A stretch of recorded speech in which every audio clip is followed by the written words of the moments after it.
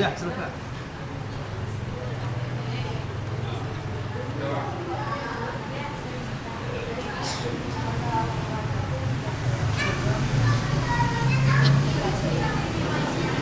Assalamualaikum warahmatullahi wabarakatuh. Waalaikumsalam warahmatullahi wabarakatuh. Syukur alhamdulillah. Mari kita bersyukur kepada Allah Subhanahu wa taala. Shalawat dan salam kepada junjungan alam Nabi kita Muhammad sallallahu alaihi wasallam.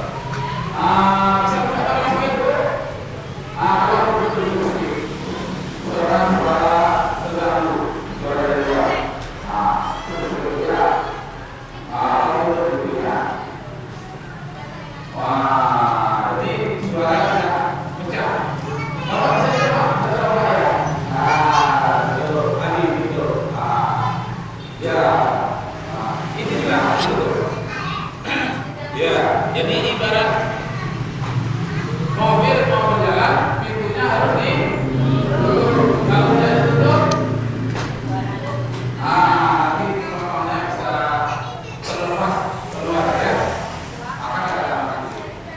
Bapak dan Ibu Rahman, kita pada malam hari ini berbicara tentang maulid. Dia ada maulid, ada maulud, ada mulud. Mana nanti yo? Yo.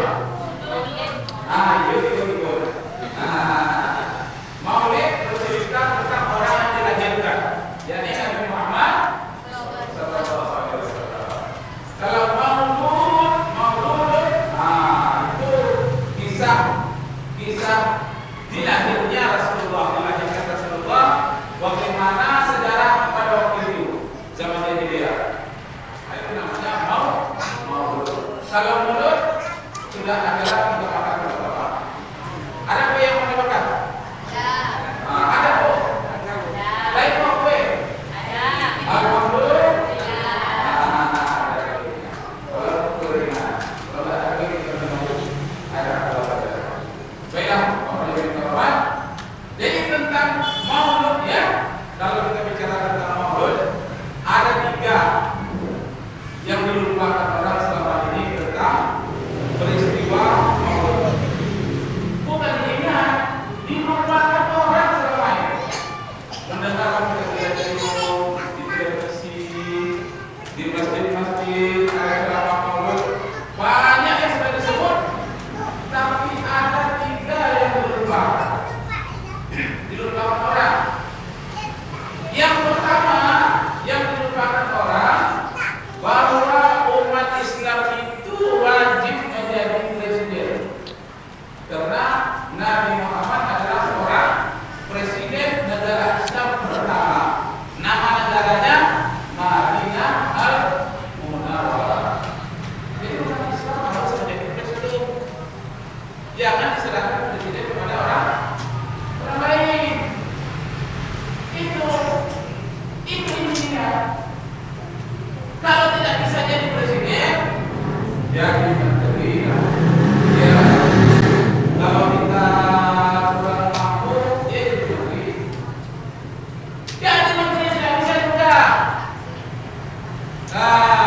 Tidak bisa jadi menteri, jadi gubernur. Ya Pak ya? Tidak bisa juga jadi gubernur. Jadi apa? Jadi bupati, jadi wali. Jadi kota itu umat Islam. Tidak bisa juga jadi wali kota, jadi camat. Tidak bisa juga jadi URT. Sekurang-kurangnya jadi URT. Itu harus kita menjadi orang yang mengayomi masyarakat. Itu mantapnya. Kita harus itu wajib. Jadi URT ini telah mengikuti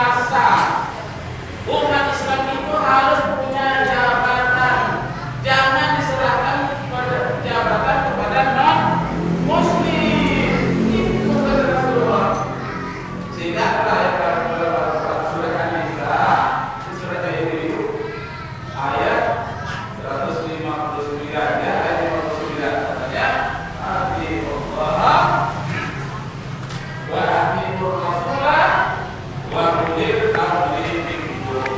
Ikutilah Allah, ikuti Rasul, dan ikutilah pemimpin.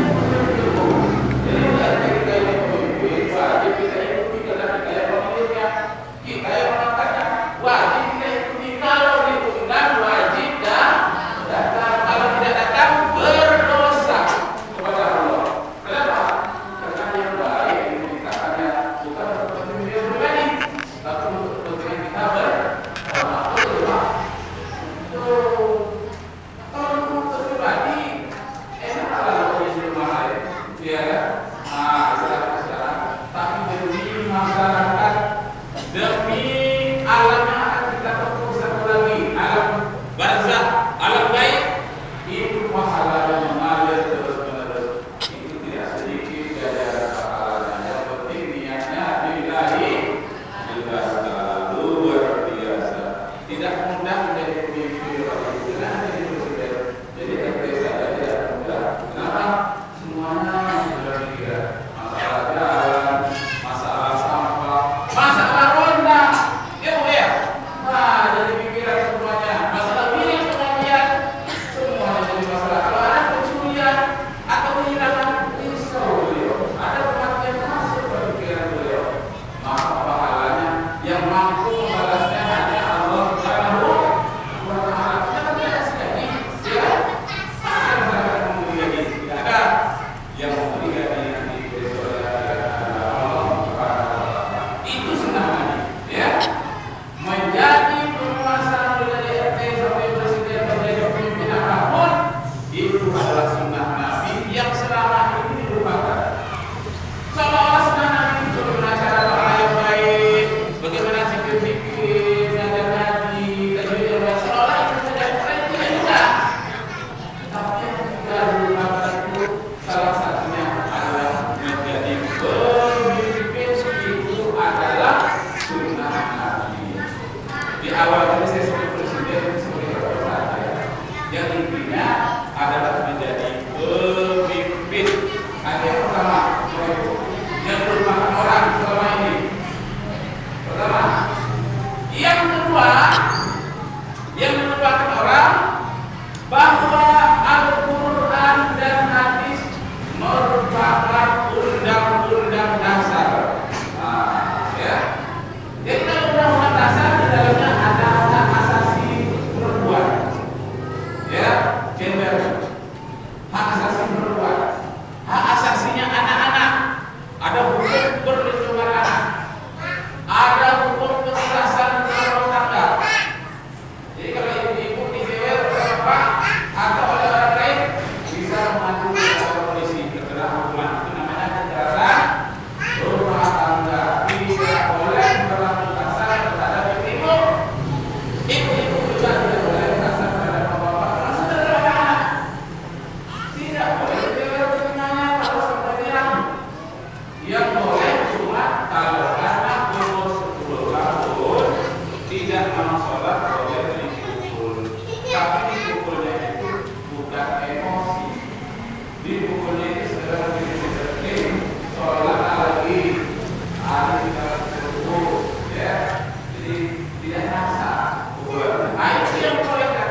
Tapi kalau sampai berbelas, sampai merah berpukul, itu dilakukan ke polisi, bisa ditangkap oleh polisi. Itu namanya melanggar hukum perlindungan anak, melanggar hukum kekerasan di dalam rumah tangga. Itu aturan itu sudah ada di dalam Al-Quran. Bapak Ibu, yang pertama terhadap keluarga di dalam surat An-Nisa, suratnya